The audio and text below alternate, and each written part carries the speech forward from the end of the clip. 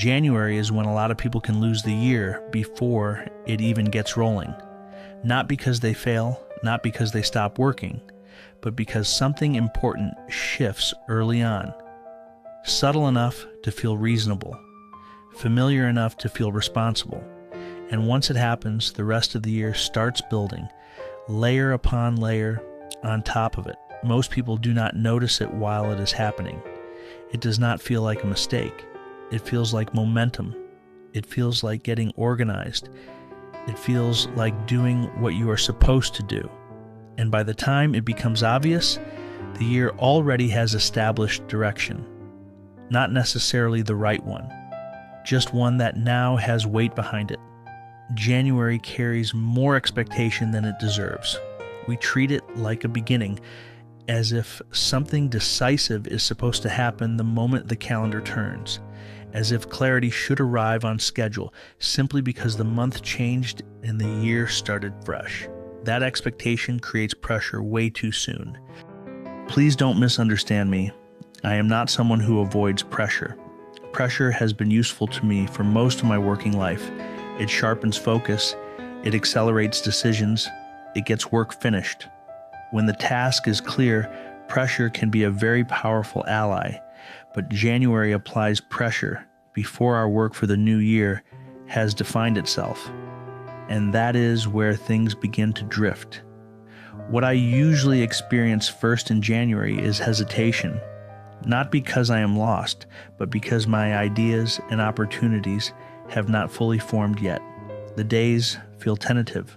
The light takes longer to arrive, and when it does, it stays low and indirect, as if it too is still deciding where it belongs and where it wants to go.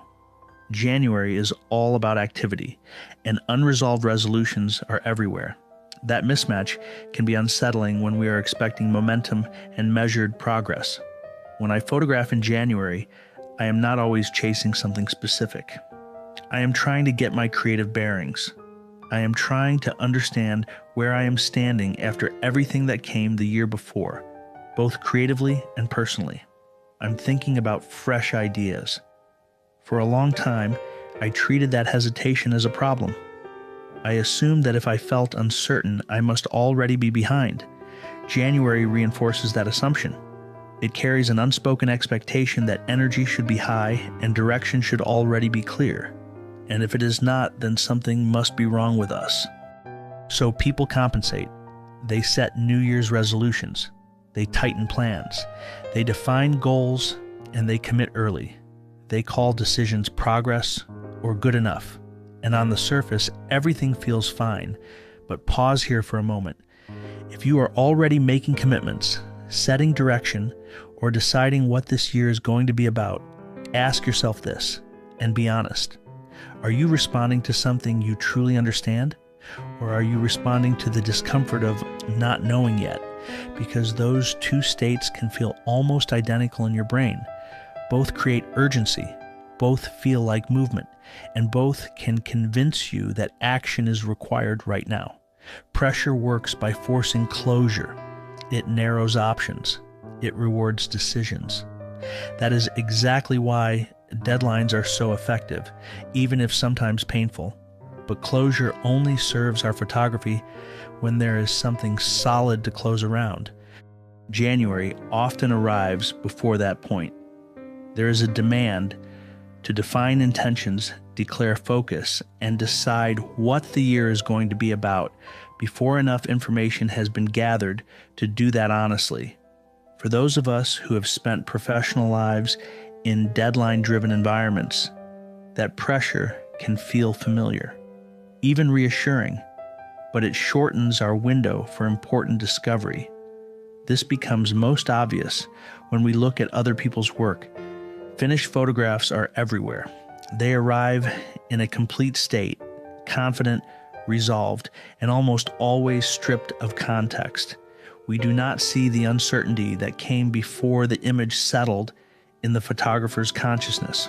We do not see the false starts, the hesitation, or the long stretches where nothing quite aligned. When our own work is still forming and we surround ourselves with other people's finished conclusions, something subtle happens. We start measuring unfinished thoughts against finished work, and that imbalance quietly distorts how we read our own process versus our own progress. At some point, January stops feeling like a transition and starts feeling like an evaluation, maybe not loudly or dramatically, but a steady, low pressure to define ourselves before we are really ready. Our photography does not respond well to that kind of pressure. Neither does our openness. This does not mean our photography has stalled. More often, it just means it has not declared itself yet. The mind is still gathering information, still testing possibilities, and resisting the urge to settle too soon. When December's structure falls away, we are left with more space than we are used to. And the mind does not like empty space. It wants certainty, grounding, and very often it tries to close things early so the uncertainty will go away. This is where the risk for our creativity lives. Because when decisions get locked in at that early point, they are not anchored in understanding. They are anchored in relief, in the desire to feel settled, in the urge to make the discomfort stop. That is how we commit to a direction before our photography has had enough time to show what it actually is, and perhaps more importantly, what it can be. Pressure will have its place. It always does. But pressure only works when it arrives after understanding, not before it.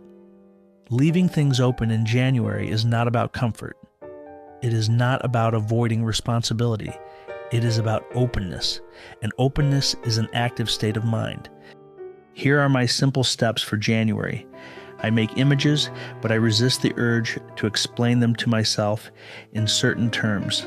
I accumulate these images, and I let patterns emerge on their own.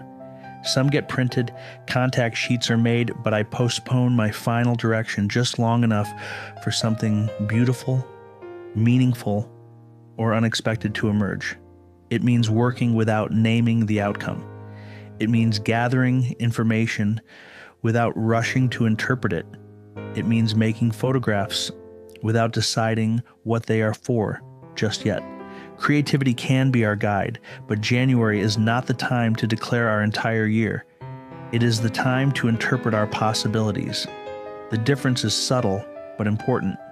But if we get it wrong, we do not just lose January, we can potentially lose the incredible year of photography we could have created.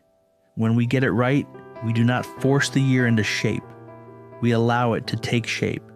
And that's good, because listening creates better work than insisting ever does. Don't let pressure force your hand. Give yourself permission to stay open a little longer, long enough to see what this year is actually asking of you and your talents. If you've experienced some of the same feelings, please share your thoughts in the comments section. For another video on how to get started making your best photographs in January, check out this video, Why Are You Waiting? I'm Ken Evans, a photographer from the Mid-Atlantic. I create videos about the intersection of black and white photography and life. Thank you for watching. See you next week.